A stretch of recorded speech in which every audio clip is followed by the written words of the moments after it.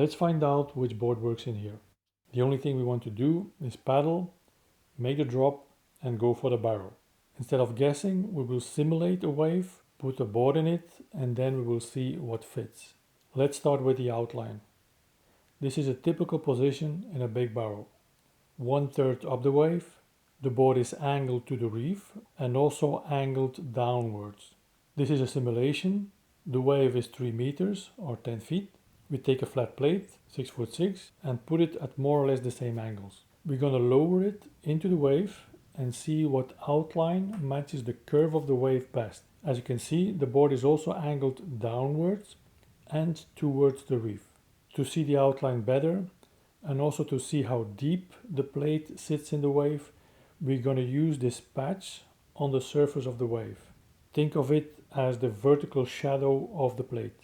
Ideally, we want the board to match the curve of the wave as closely as possible. Anything too deep in the water creates drag. The first thing we notice is that the tail needs to be pulled in. No foam needs to be here. If this tail had a corner like a squash tail, we would not be able to push that corner so deep in the water. The water would push it out. The board would roll and throw us off. We can also see that the wide point of the board can be ahead of center. Around here is the center of the board. We can keep a bit more foam towards the nose. It makes it easier to paddle into the wave and it doesn't get in the way while surfing.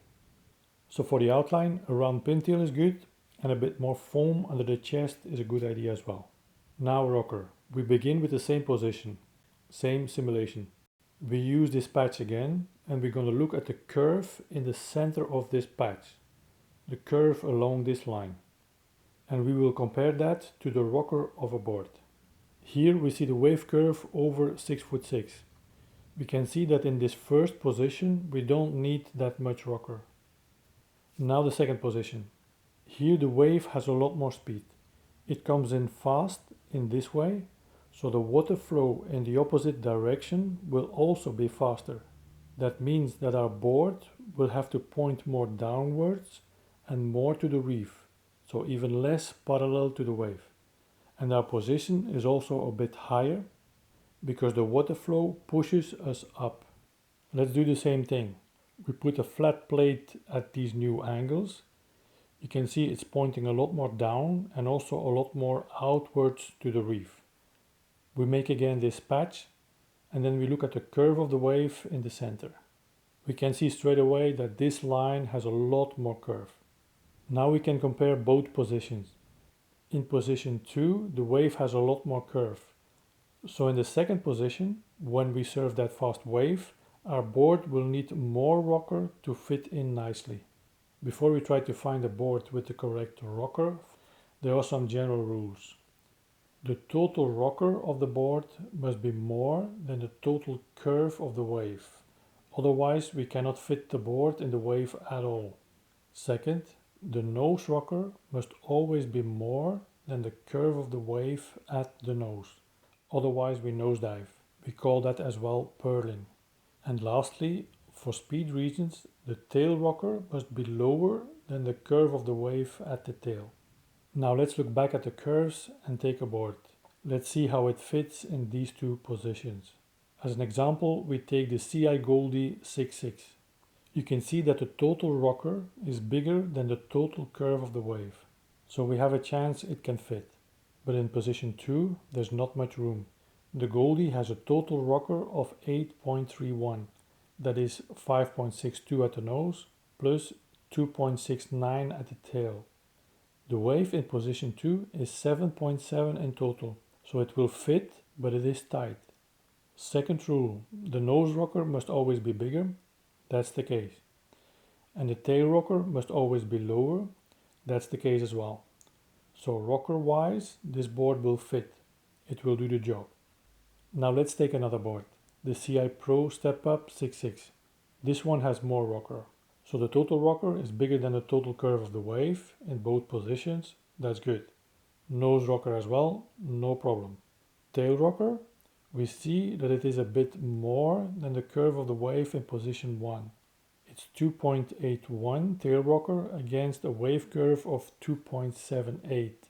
So if we have a wave where we are mainly going to surf in position 1, meaning we choose a line and try to go fast in a 3 meter barrel, then the CI Pro Step Up 6.6 is not the best option. Let's take Teahupo'o as a wave example. Size 3 meters or 10 feet. If we look at a south swell with a 14-second period, that is generally a slower wave. So we're going to surf more in position 1. We need a little less rocker, so the CI Goldie might be the better option. On the other hand, if we have a west swell with 16-second period, that means a faster wave, we're going to surf more in position 2. That is where we need more rocker. So in this case, the CI Pro Step Up might be the better option. So for rocker, we need plenty of nose rocker, so there is no purling, not on the takeoff, not in the barrel. And if we have a faster wave, we need a board with more rocker. Next up is width and rails of a board. This is the wave and this is the board. There are a lot of forces at work here, but we will only look at the main ones. There is the weight of the surfer pushing the rail into the water, and then there is the water itself pushing it back out. And you could say this is the point we balance on. Now let's take a wider board with the same rail. The weight of the surfer is the same, so we cannot push the board any deeper into the wave. That means the wider board sits further out, and where we stand is further out as well. If our weight ends up outside this balance point, the board rolls and we fall. Let's go back to the narrow board, but now we make it thicker. The same thing happens. The weight of the surfer is the same, so we cannot push more foam into the wave. Again, the board sits further out. If we stand outside this balance point, the board rolls and we fall. So it makes sense to have a narrow board with thin rails. Now length.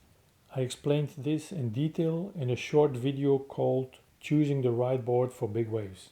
The link is in the description below. In short, a wave has a certain speed. To catch it, you have to match that speed with your paddling and the help of gravity. If the wave is bigger and faster, but you still want to take off at the same steepness, you will have to increase your paddle speed. That means a longer board. If you want to keep the maneuverability and stick to your shorter board, you need more help from gravity, which means you take off when the wave is much steeper. Conclusion for the length: a longer board makes your takeoff easier. Choose a shorter board if you want to keep your maneuverability. And last, fins. In big hollow waves we surf fast, so the forces on the fins get very big. It makes sense to go one size smaller with a flatter foil. That will keep the forces under control.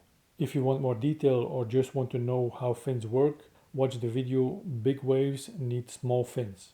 The link is also in the description below.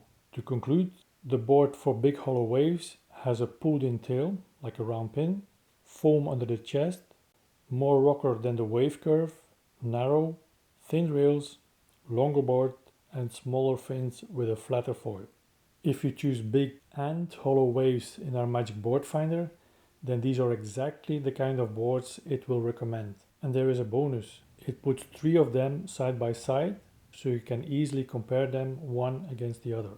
I hope you picked up a few new things. Thanks for watching and see you next time.